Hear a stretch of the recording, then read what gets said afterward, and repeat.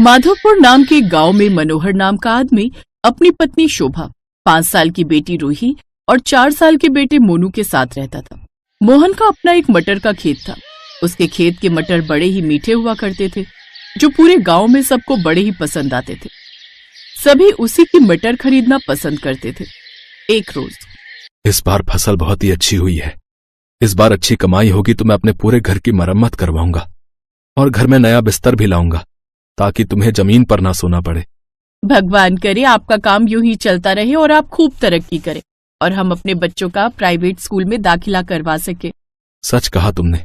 बस थोड़ा पैसा और कमा लूं तो मैं एक बड़ा सा खेत खरीद लूंगा, फिर उसमें मटर की खेती और बढ़ा दूंगा, फिर अपनी मटर की फसल शहर में जाकर बेचूंगा। अच्छा, आज मुझे मटर की कटाई भी तो करनी है, तो मैं चलता हूँ। आज काफी सारी कटाई करनी है तो मैं भी खेत में आपके साथ चलती हूँ। मोहन और शोभा खेत चले जाते हैं। उसके खेत के बगल में ही उनके पड़ोसी राजेश का भी खेत था, लेकिन उसके खेत में मटर की फसल बिल्कुल भी अच्छी नहीं थी, जिस कारण वो मोहन का खेत देखकर उससे जलता था।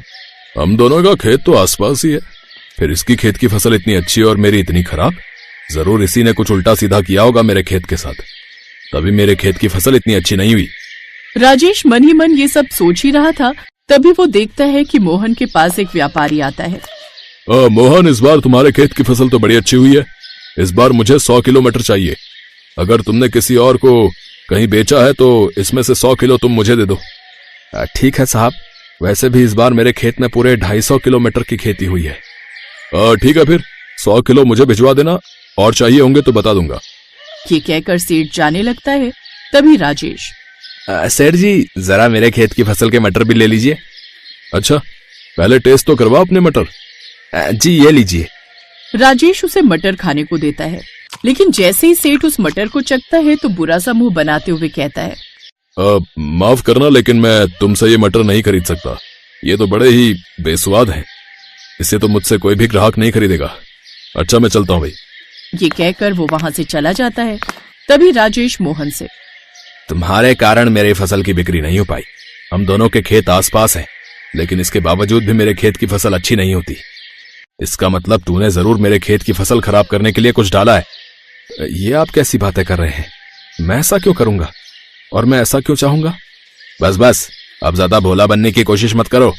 मैं जानता हूं तुमने ही कुछ किया है ताकि मेरे खेत की फसल खराब हो जाए और सब तुमसे ही मटर खरीदें। मैं कुछ कह नहीं रहा, इसका मतलब ये नहीं कि तुम कुछ भी बोलते जाओगे। मैंने हमेशा पूरी ईमानदारी से अपना काम किया है। ना तो मैंने कभी किसी का बुरा किया है और ना ही कभी किसी का बुरा सोच सकता हूँ। राजेश भाई साहब, आप जो भी सोच रहे हैं वो गलत सोच रहे हैं। इसके अलावा हमें अपनी सफाई के बारे में कुछ भी नहीं कहना है। हम जानते हैं आप परेशान हैं, लेकिन इसका मतलब ये नहीं कि आप हमें कुछ भी बोलेंगे। चलिए जी यहाँ से। ये कहकर वो वहाँ से चले जाते हैं। राजेश की बात सुनकर उन दोनों को बहुत बुरा लगता है। 3 दिन बाद मोहन सेठ जी को 100 किलो मटर बेच देता है, जिसके उसको अच्छे पैसे मिल जाते हैं। अभी भी उसके खेत की लगभग 150 किलो मटर बच जाते हैं। जब सेठ जी के खरीदे हुए मटर ग्राहकों ने खरीदे तो वो मटर ग्राहकों को बड़े पसंद आए, तो बाकी ठेकेदारों ने भी मोहन की बची हुई मटर खरीदने का ऑर्डर दे दिया। हे भगवान, तेरा लाख लाख शुक्र है। पता है शोभा, हमारे सारे मटर बिक गए। हमारी बची हुई मटर बिकने के भी ऑर्डर आ गए। अब मैं सोच रहा हूं कि बाकी की मटर बिकने के बाद मेरे पास जब सारे पैसे आएंगे तो उनमें से मैं कुछ पैसे राजेश भाई साहब को दे दूंगा, ताकि वो फिर से अपनी फसल उगा सकें। इस बार उन्हें फसल में नुकसान हुआ है तो उनके काम आ जाएंगे। लेकिन वो तो आपको ही अपनी फसल खराब होने का जिम्मेदार मानते हैं और आप उन्हीं की मदद करना चाहते हैं। उन्होंने आपको कितना बुरा भला कहा, उसके बाद भी आप उनकी मदद करना चाहते हैं। काश वो आपके मन के भावों को समझ पाते। भले ही वो मेरे बारे में कुछ भी सोचे शोभा, लेकिन है तो वो हमारे पड़ोसी ही, तो हमें तो उनकी मदद करनी ही चाहिए। जहां मोहन राजेश के बारे में इतना सोच रहा था, वहीं राजेश के मन में तो उसके खिलाफ गुस्सा पनप रहा था। उस मोहन को बड़ा घमंड है ना खुद पर। अब मैं उसका घमंड चूर चूर कर दूंगा, उसकी सारी फसल खराब कर दूंगा। गांव में सबके सोने के बाद आधी रात को राजेश मोहन के उस गोदाम में जाता है और वहां आग लगा देता है। अब आएगा मजा। अगली सुबह जब मोहन गोदाम में जाता है तो देखता है कि गोदाम में रखी उसकी सारी फसल जल चुकी होती है। हे भगवान, ये क्या हो गया? मेरी समझ में तो कुछ नहीं आ रहा। मेरी फसल, मैं बर्बाद हो गया। मेरी साल भर की मेहनत मेरी पूंजी सब खराब हो गई। अब मैं क्या करूं?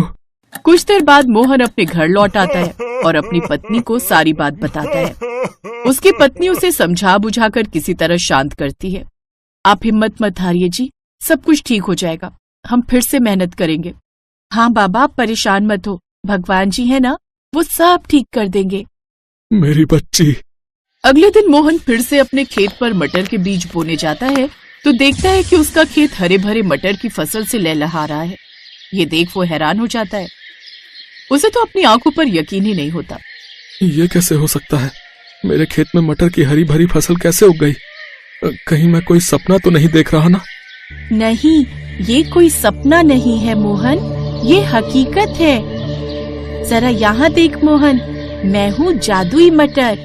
मोहन जब उस तरफ देखता है तो वो हैरान रह जाता है, क्योंकि उसके सामने एक जादुई बोलने वाली मटर खड़ी थी, जिसके 2 छोटे छोटे हाथ पैर और 2 आंखें भी थी। अरे तुम कैसी मटर हो जिसके हाथ पैर भी हैं? मैं एक जादुई मटर हूँ और यहाँ पर तुम्हारी मदद के लिए आई हूँ। सब्जियों के लोग से कुछ समय पहले मैं तुम्हें देख रही थी। तुम्हारी पड़ोसी ने तुम्हें कितना गलत कहा, लेकिन फिर भी उल्टा तुमने उसकी मदद के बारे में सोचा। लेकिन जब उसने अपनी जलन के चलते तुम्हारी फसल में आग लगा दी तो मुझसे रहा नहीं गया। मैं तुम जैसे नेक इंसान को इस तरह मुसीबत में नहीं देख सकती, इसलिए मैं तुम्हारी मदद करने चली आई। तो ये आग राजेश भैया ने लगाई। कोई बात नहीं, हरी मटर मैं चाहता हूँ जैसे तुमने मेरे खेत को हरा भरा कर दिया, ऐसे ही तुम उनके खेत को भी हरा कर दो। ये कहकर तुमने तो मेरा दिल ही जीत लिया। अगर तुम ऐसा ही चाहते हो तो ठीक है, मैं तुम्हारे कहने पर उसके खेत में भी हरे भरे मटर की जादुई फसल की पैदावार कर देती हूँ। पीछे खड़ा राजेश ये सब सुन रहा था और उसे अपनी करनी पर बड़ा पछतावा था। वो मोहन के पैरों में गिड़गिड़ाकर उससे माफी मांगता है। मुझे माफ कर दे मेरे दोस्त, मैंने तेरे साथ कितना गलत किया, लेकिन फिर भी तू बहुत ही नेक दिल इंसान है रे। मोहन ने उसे माफ कर दिया और उसे गले से लगा लिया। अब उस दिन के बाद से कभी मोहन की जादुई मटर की फसल खत्म नहीं हुई और उसके मटर पहले से भी ज्यादा टेस्टी हो गए, जिससे उसकी बिक्री अब कई गुना बढ़ गई और कुछ ही समय में वो बहुत अमीर हो गया। अब उसने बड़ा सा घर बना लिया, साथ ही अपने बच्चों को प्राइवेट स्कूल में पढ़ने डाल दिया।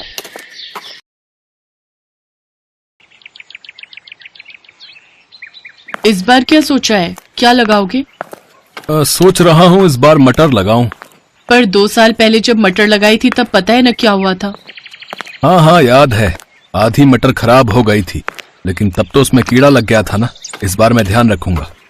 ठीक है, और फिर करोगे क्या इतनी सारी मटर का? मटर पुलाव बनाएंगे और भरपेट क्या, जी भर खाएंगे और क्या। राम की बात सुनकर उसकी पत्नी नंदिनी भी हंस दी। सर्दी का मौसम आने वाला था तो इस बार राम ने तय किया कि वो अपने खेतों में मटर लगाएगा। उसने बड़ी मेहनत से खेत को तैयार किया और मटर के बीज भी बो दिए। कुछ दिनों बाद पहले पौधे आए और फिर उन पर हरी हरी मटर लगनी भी शुरू हो गई। हर गुजरते दिन के साथ अपनी भरी पूरी फसल को देखकर राम फूला नहीं समा रहा था।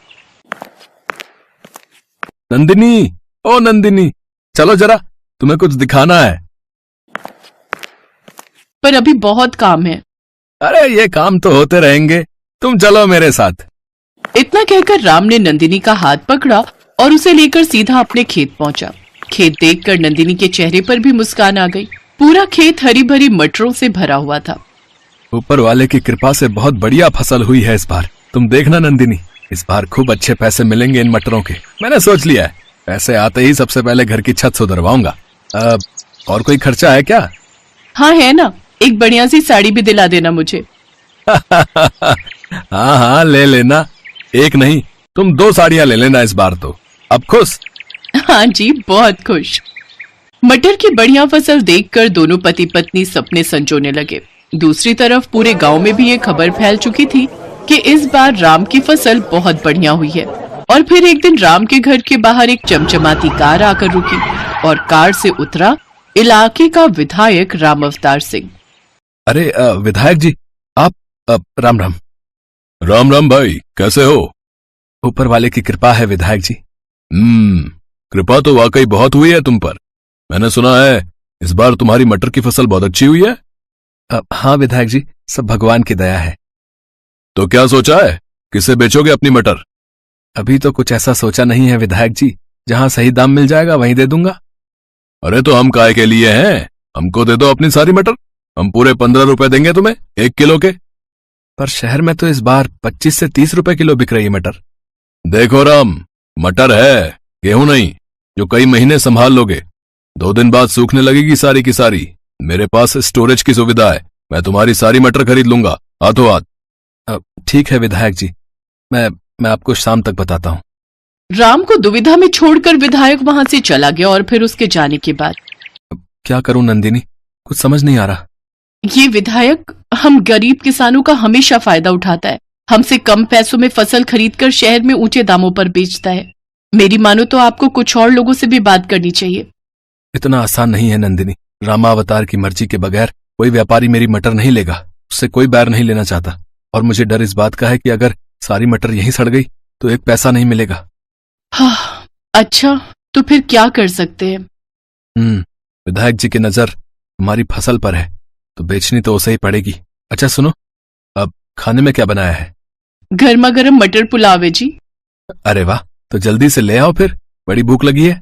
पिछली बार राम ने अपने खेत में धान बोए थे और उस बार भी उसकी फसल अच्छी हुई थी, तो घर में चावलों की कमी नहीं थी।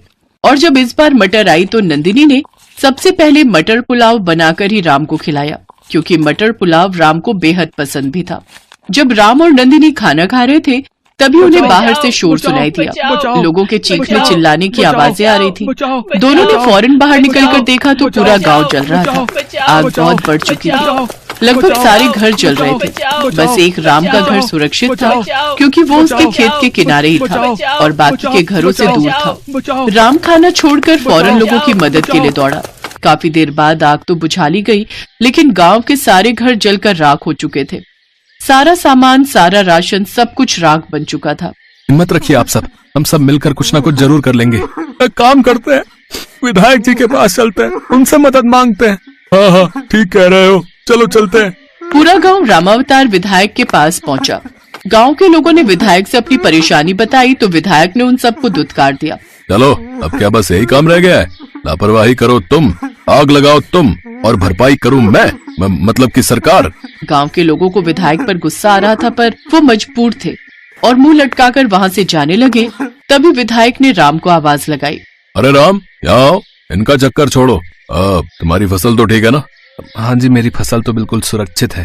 हाँ तो एक काम करो, 16 रुपए ले लेना भाई, लेकिन अब जल्दी सौदा पक्का करो और सारी मटर यहाँ पहुँचाओ, समझे? विधायक जी माफ करो, लेकिन मैं आपसे कोई सौदा नहीं करना चाहता।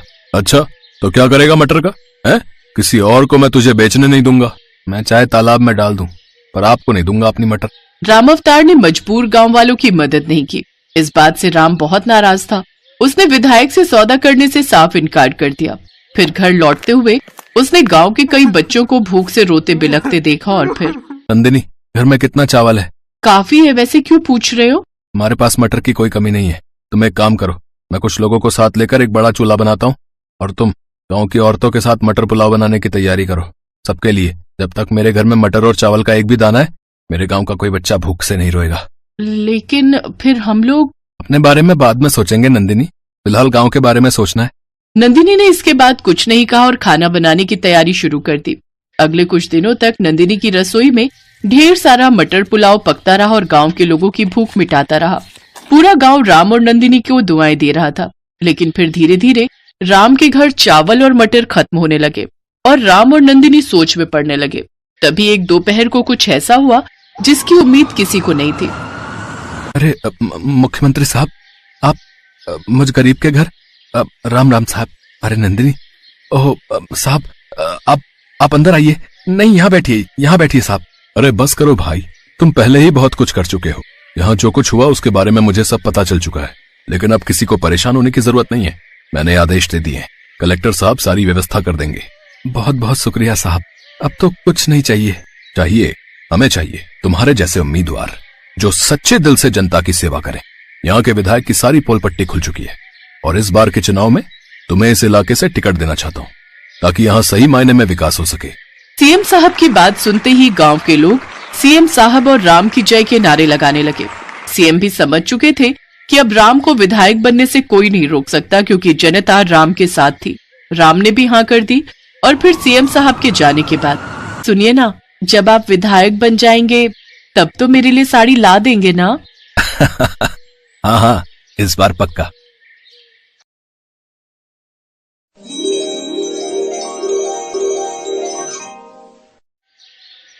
घनश्याम का गरीब परिवार एक बड़ी कोठी से सटे पुराने कच्चे घर में रहकर बड़ी मुश्किल से गुजर बसर कर रहे थे। उसके परिवार में उसकी पत्नी सरला, बेटा अर्जुन, बहू सुमन और पोती अनु रहते थे। घनश्याम का बेटा अर्जुन पास की ही कोठी में सेठ धनपत के यहाँ ड्राइवर की नौकरी करता था। घर का सारा खर्चा अर्जुन ही चलाता था। कुछ दिन बाद सेठ के बेटे की शादी हो जाती है और सेठ की नई बहू कंचन ब्याह कर अपने ससुराल आती है। ओह गॉड अनंत, ये तुमने किसी ड्राइवर रख लिया है? देखो तो कैसे गाड़ी चला रहा है। इस महंगी गाड़ी को भी बैलगाड़ी की तरह चला रहा है। वो भाभी जी, ठंड का मौसम है तो कोहरा ज्यादा है, इसलिए गाड़ी धीरे चला रहा हूँ। ए दो कौड़ी के नौकर, ये भाभी जी किसे कहा तुमने? मैडम या मालकिन कहने की आदत डाल लो, समझे? कुछ देर बाद वो कोठी के बाहर पहुँचते हैं, जहाँ सामने बने कच्चे मकान को देखकर वो कहती है, छी, ये इतनी सुंदर कोठी के आगे बेकार सा घर किसने बना दिया? पूरी कोठी की शोभा ही बेकार कर दी। गृह प्रवेश के बाद वो अंदर जाती है तो वहीं अनंत अपने ड्राइवर से जाते हुए कहता है, अर्जुन, कंचन की बातों का बुरा मत मानना, वो जरा मुंह फट सी है। और हाँ, शाम को हमारी कोरल बैंक्वेट में रिसेप्शन पार्टी है, तो तुम सब आ जाना, ठीक है? जी साहब। अर्जुन पार्टी की बात घर जाकर अपने परिवार वालों को बताता है। साहब ने हमें पार्टी में बुलाया है, लेकिन खाली हाथ जाना ठीक नहीं रहेगा। तो आप टेंशन क्यों लेती हो माँ? सुमन है ना, अपनी सुमन कितना अच्छा केक बना लेती है, वही बना कर ले चलेंगे। हाँ हाँ, मैं बना लूंगी, देखना उनको मेरे हाथ का केक बड़ा पसंद आएगा। शाम को वो सभी पार्टी में जाते हैं, जहाँ सेठानी अपनी बहू से उन सबको मिलवाती है। कंचन बहू, ये सुमन है, हमारे ड्राइवर अर्जुन की पत्नी, और ये अर्जुन के माता पिता और ये बेटी। जी नमस्ते, मैं आपके लिए ये केक लाई हूँ, ये मैंने अपने हाथों से बनाया है। छी, तुमने ये सोच भी कैसे लिया कि मैं तुम जैसे जाहिल के हाथों का केक खाऊंगी? ये केक हम जैसे हाई क्लास लोगों के लिए नहीं होता, बल्कि तुम जैसे झोपड़पट्टी में रहने वालों के लिए होता है, बिल्कुल तुम लोगों की तरह यूजलेस। ये सुन सुमन रोते हुए वहाँ से चली जाती है। बहू, तुम्हें उससे ऐसे नहीं कहना चाहिए था। इन जैसे जाहिलों को मुंह लगाना ना मेरी आदत नहीं है पापा जी, ऐसे लोगों को इनकी औकात तक ही रखना चाहिए। घर आकर भी सुमन खूब रोती है। चुप हो जा बहू, अब कब तक यूं मालकिन की बातों को दिल से लगाकर बैठी रहेगी? पता नहीं ये बड़े लोग अपने आप को क्या समझते हैं माँ जी, हम तो कितने प्यार से उनके लिए केक लेकर गए थे। अब बड़े लोगों की जैसी सोच बहू, लेकिन तू छोड़ ये सब, अब तू हमें ये केक बनाकर खिला, क्योंकि हम तो जानते हैं हमारी बहू कितना अच्छा केक बनाती है। सुमन अपने आंसू पोंछती है और सबको केक खाने को देती है। वाह माँ, ये तो बड़ा ही टेस्टी है, आपने ये कुछ नया वाला बनाया है क्या?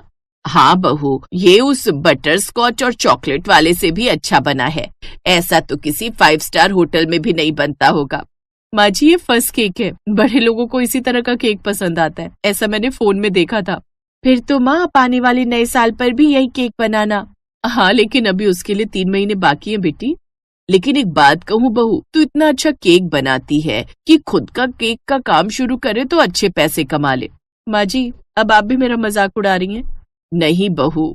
माँ बिल्कुल सही कह रही है सुमन, तुम सच में बहुत अच्छा केक बनाती हो। तुम्हें पता है, एक बार मैं सेठ सेठानी को लेकर दिल्ली शहर गया था एक बर्थडे पार्टी में। वहाँ पर शहर के सबसे अच्छी दुकान का केक आया था, लेकिन सच कहूँ तो वो केक भी इतना अच्छा नहीं था जितना कि ये केक है। अगर तुम ऐसा केक बनाकर बेचो तो अच्छी कमाई करोगी। उनकी ये बात सुमन को अच्छी लगी और अब उसने सबसे पहले 2 तरह का केक बनाया और केक बनाकर एक दुकान पर बेचने ले गई। नहीं नहीं, हमें ये केक नहीं चाहिए भाई। एक बार खाकर तो देखिए, तभी पता चलेगा कि मेरी बहू कितना अच्छा केक बनाती है। दुकानदार ने जैसे ही वो केक चखा, उसे वो केक बड़ा पसंद आया। सचमुच ये तो लाजवाब है, क्या स्वाद है। ऐसा करो, अब से मेरी दुकान के लिए केक बनाकर भेज दिया करो, जो भी प्रॉफिट होगा हम आधा आधा बांट लेंगे। सामान सब मेरा होगा, बोलो मंजूर है? जी मुझे मंजूर है। इसी तरह अब सुमन घर से केक बनाकर देने लगी और उससे थोड़ी बहुत कमाई करके अपना घर चलाने लगी। उधर कंचन अपने ससुराल में खूब पैसे उड़ाती। ऐसे ही एक रोज, माँ जी मुझे 80,000 रुपए चाहिए, मुझे शॉपिंग के लिए जाना है। वो क्या है ना, नया साल आने वाला है। बहू 80,000, लेकिन पिछले हफ्ते ही तो मैंने तुझे 50,000 दिए थे। यूं इतना पैसा खर्च करना ठीक बात नहीं है, और तुम जानती हो कि आजकल बिजनेस भी कुछ ठीक नहीं चल रहा, और नया साल आने वाला है तो हर साल हम गरीबों में कंबल बांटते हैं, तो हमें वो भी करने जाना है। ओह गॉड, अब इतने बड़े घर की बहू होकर मुझे ये थोड़े बहुत पैसों के लिए आपकी बातें सुननी पड़ेंगी क्या? मैंने कहा ना मुझे पैसे चाहिए तो मतलब चाहिए। मुझे नए साल पर पार्टी भी करनी है। मैंने अपने सभी फ्रेंड्स को भी बुलाए जिसके लिए मुझे 1 लाख और चाहिए होंगे। ये सुनकर सेठानी अपना माथा पकड़ लेती है और उसे पैसे दे देती है। इधर धीरे धीरे सुमन का केक बाजार में सबको पसंद आने लगता है। ऐसे ही कुछ दिन बाद अनु अपनी माँ से, माँ कुछ दिन में नया साल आने वाला है, हम भी नए साल पर पार्टी करेंगे ना? मेरे सभी दोस्त भी पार्टी कर रहे हैं, आप उस दिन केक भी बनाओगी ना? हाँ बेटी, मैं तुम्हारे लिए केक जरूर बनाऊंगी और पार्टी के लिए मेरे पास थोड़े पैसे रखे हैं, मैं उससे ही सामान ले आऊंगी। ऐसे कुछ दिन बीत जाते हैं। सुमन, तुम्हारा बनाया हुआ केक सबको पसंद आ रहा है और जानती हो इस बार हमें नए साल पर पूरे 1000 केक बनाने का ऑर्डर मिला है। क्या तुम अकेले ये ऑर्डर पूरा कर पाओगी या मैं कुछ ऑर्डर कैंसिल कर दूं? इतने सारे केक के ऑर्डर सुनकर सुमन खुश हो जाती है। ये तो अच्छा मौका है कमाई करने का। वो झट से इस ऑर्डर के लिए हाँ कर देती है। लेकिन बहू, तू 1000 केक बना लेगी? जी माँ जी, आपको अपनी बहू पर शक है क्या? नहीं, मैं जानती हूँ तू बड़ी होनहार है, सब कर लेगी। अब एक दिन बाद नया साल आने वाला था। सुमन दिन रात सुबह शाम अलग अलग तरह के केक बनाने की तैयारी में लग जाती है और उधर कंचन अपने लिए महंगी सी ड्रेस और हाई हील्स खरीदती है। साथ ही पार्टी डेकोरेशन वालों को भी बुला लेती है जो उसके घर को अच्छे से डेकोरेट कर देते हैं, जबकि सुमन खुद ही अपने घर को वक्त मिलने पर सजाती है। फिर जैसे ही उसके 1000 केक बनकर तैयार हो जाते हैं तो अर्जुन उसके साथ मिलकर वो सब केक दुकान पर पहुंचा देता है। उधर कंचन भी बड़ी सी दुकान से केक लेकर आ जाती है और घर पर रख देती है। फिर तैयार होने जाने लगती है, लेकिन तभी उसका पैर फिसलता है और वो उस केक पर गिर जाती है जिससे सारा केक खराब हो जाता है। ओह नो, सारा केक खराब हो गया। कुछ ही देर में गेस्ट आने वाले, अब मैं क्या करूं? वो सभी दुकानों पर फोन करके केक का पता करती है, लेकिन हर जगह केक खत्म हो चुका होता है। अब मैं क्या करूं? यहाँ तक कि सुमन ने जो 1000 केक बनाकर दुकान में भिजवाए थे वो सब भी बिक चुके थे। अब तो सुमन ही तेरी हेल्प कर सकती है। सुना है उसने नए साल पर 1000 केक का ऑर्डर तैयार करके दिया है। क्या 1000 केक? कंचन सुमन के घर जाती है और उसे सारी बात बताती है। फिर सुमन उसे वो केक लाकर देती है जो उसने अपनी बेटी के कहने पर 3 किलो का बड़ा सा केक अपने लिए बनाया था। माँ, तुमने उन आंटी को वो केक क्यों दे दिया? अब हम कैसे नया साल मनाएंगे? वो तो आपने अपने घर के लिए बनाया था ना? केक लेकर जाती हुई कंचन ये बात सुन लेती है और वो उन सबको भी अपने नए साल की पार्टी में आने को कहती है। उसके कहने पर वो सब उसके घर जाते हैं जहाँ वो उनके साथ बड़े ही प्यार से पेश आती है और उन सब के साथ भी नए साल का खुशी खुशी स्वागत करते हैं। लेकिन ये नया साल अब गरीब बहू के लिए खुशियों भरा आया था।